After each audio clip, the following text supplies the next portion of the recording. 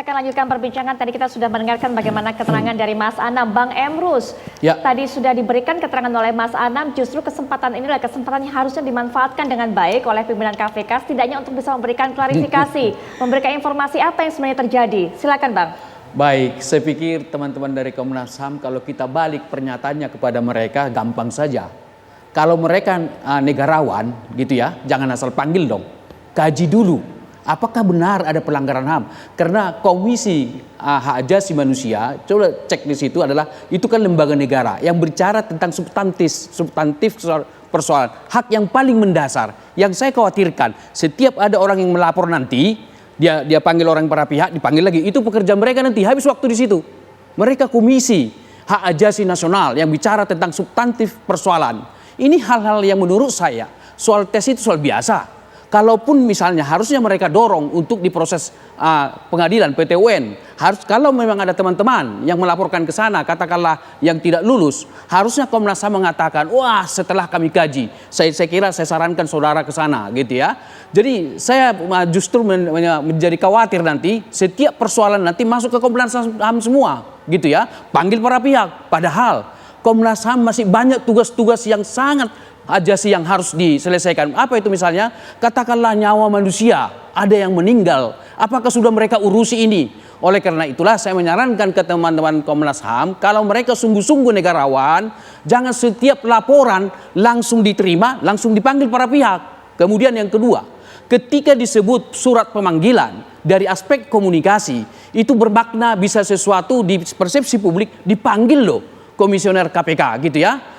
Persepsi yang muncul di ruang publik bahwa ada sesuatu gitu. Padahal boleh jadi persoalannya tidak begitu persoalan banget. Coba kita lihat. Kalau mereka mengatakan bahwa itu ada pelanggaran HAM, sederhana untuk melihatnya.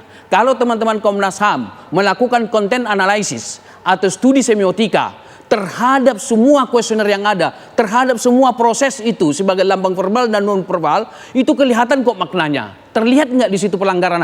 Nah, pertanyaan saya kepada teman-teman Komnas HAM, sudahkah itu dilakukan? Sayangnya, hipotesa saya, boleh jadi teman-teman di Komnas HAM tidak ada backgroundnya komunikasi, sehingga tidak bisa memahami makna semiotika yang lebih mendalam daripada proses kuesioner itu semua. Demikian. Baik. Sebelum Mas Ana menjawab, sudahkah analisa itu dilakukan? Mungkin Bang Saur juga bisa berikan pandangan, bukan ke Komnas HAM tempatnya sebenarnya. Itu kata Bang Emrus. Sahabat saya Emrus, yang saya tahu dia adalah pengamat komunikasi. Ketepatan ini menyinggung jantung saya sebagai kuasa hukum daripada kawan-kawan ini. Saya kira saudaraku ini sudah loncat. Artinya kenapa? Tidak ke petun dan lain-lain. Itu sama dengan mengajari ikan berenang. Nah, saya kira Bung Emrus itu adalah kerja-kerjaan kita. Nah, soal tema kita adalah sesemakin yakin adalah Firly inilah yang harus tes wawasan kebangsaan. Pak Anam nanti akan bacakan ajas di undang-undang itu adalah ajas Pancasila.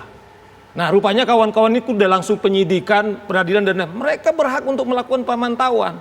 Nah, saya semakin yakin sesungguhnya yang tidak punya wawasan kebangsaan adalah saudara Firly. Kenapa? Itu adalah perintah undang-undang Komnas HAM itu adalah karena memang perintah undang-undang lembaga negara berhak melakukan pemantauan, memanggil, menanyakan.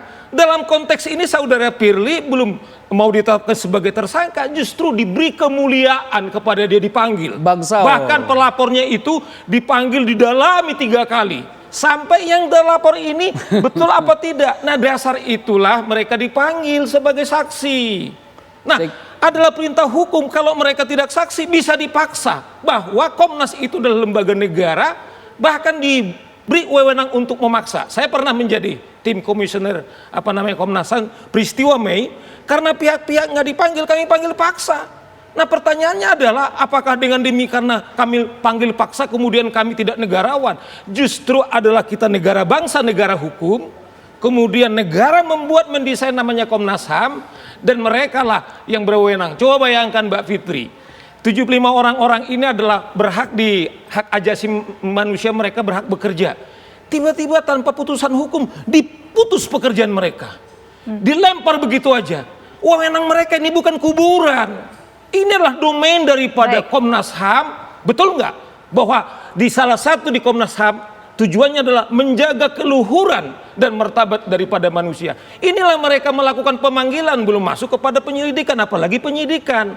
Nah, kenapa tiba-tiba kawan-kawan mengatakan ini sudah pelanggaran apa tidak? Justru karena itulah mekanismenya. Diberikan kesempatan mereka, kemudian diberi waktu untuk menjelaskan, sebagaimana Firly bukan mengatakan tidak berhak, tetapi datang. Bahkan bila perlu ada pelanggaran hukum, laporkan. Baik Bang, silakan Bang Emrus.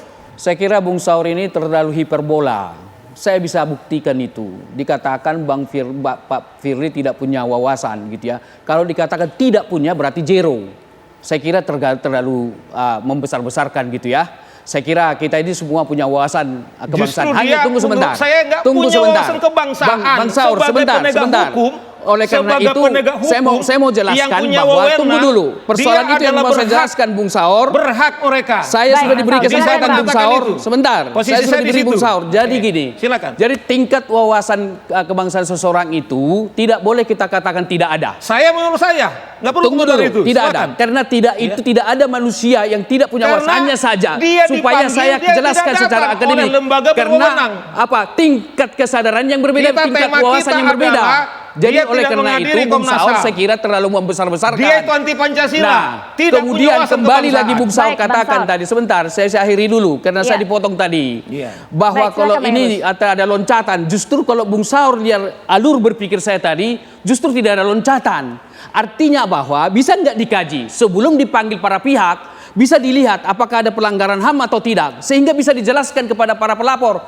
Setelah kami lihat bahwa ini, jadi tidak sekedar begitu ada laporan lalu dipanggil para pihak, itu sudah tidak produktif. Pak Emrus, klien kami itu bahkan sudah 3 kali dipanggil, bahwa didalami laporannya ini punya dasar apa tidak.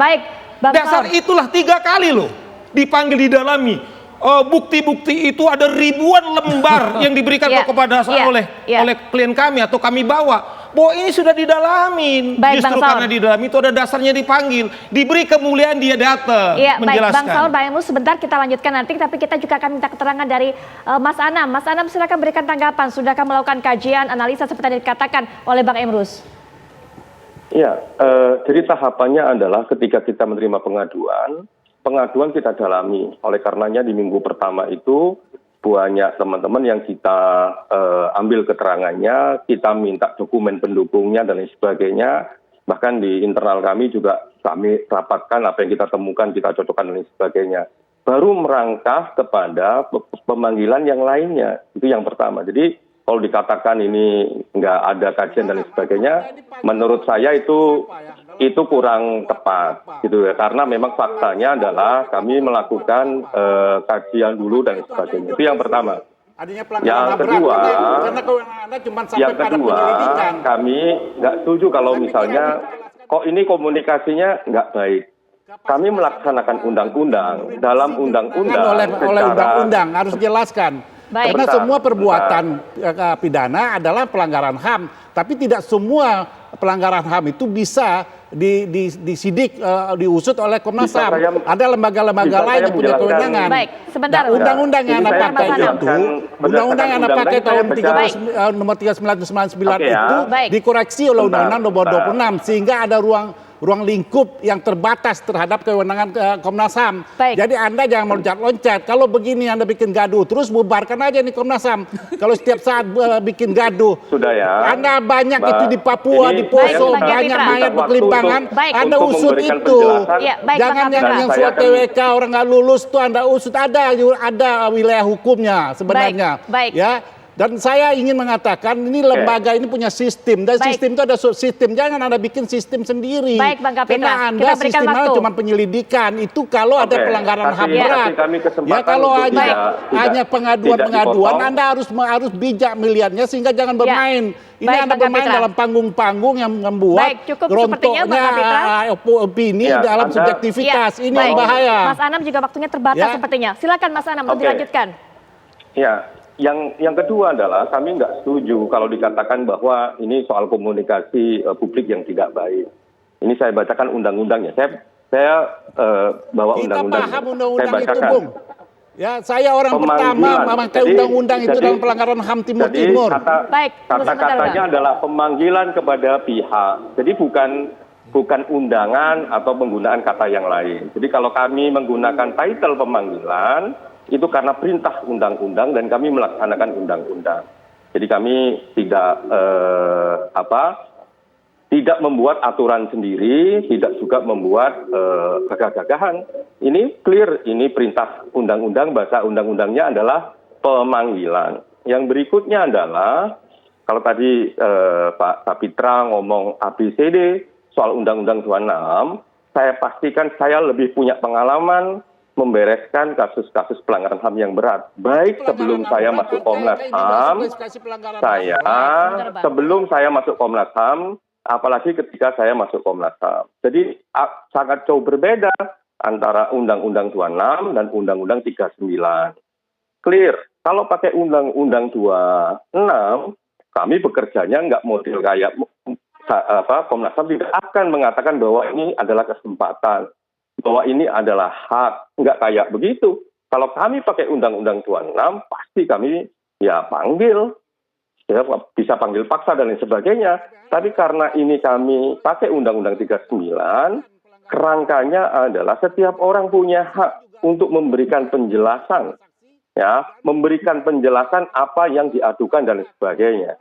Masa ini tadi kami meriksa BKN, ya, kami tadi meriksa BKN dan BKN datang dan kami ucapkan terima kasih untuk itu.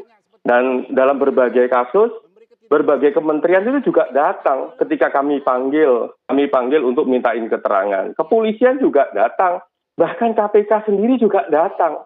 Jadi KPK itu pernah kami mintain keterangan loh, pakai Undang-Undang 39.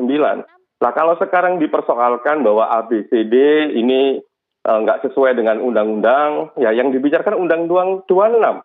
Memang mau kasus ini kami letakkan dalam skema Undang-Undang 26. Ya kan nggak bisa kayak begitu. Ini kita pakai Undang-Undang 39. Gitu loh. Jadi saya kira kita harus arif membaca undang-undangnya Pak Kapitra. Jadi kalau Undang-Undang 39, Mas Anam, bikin Undang-Undang 39. Kalau Undang-Undang 26, ya tunjukkan Undang-Undang 26. Gitu. Jadi jangan dicampur-campur. Publik ini kepingin tahu apa yang terjadi. Kerangkanya sederhana begini Bang Kapitra sebentar, Mas Anam saya potong dulu kita mendapatkan sebelum jeda informasi yang secara dokumen maupun keterangan mengatakan indikasi baik, Bang Kapitra. ABCD. Baik, Mas Anam. Kalau itu nggak ngasih kesempatan, ya kita salah. Ya, Gitu. baik, Bang Kapitra, Mas Anam terakhir ini. Saya tahu Mas Anam waktunya terbatas untuk bisa terlibat dalam diskusi ini. Upaya berikutnya, apakah akan ada pemanggilan paksa?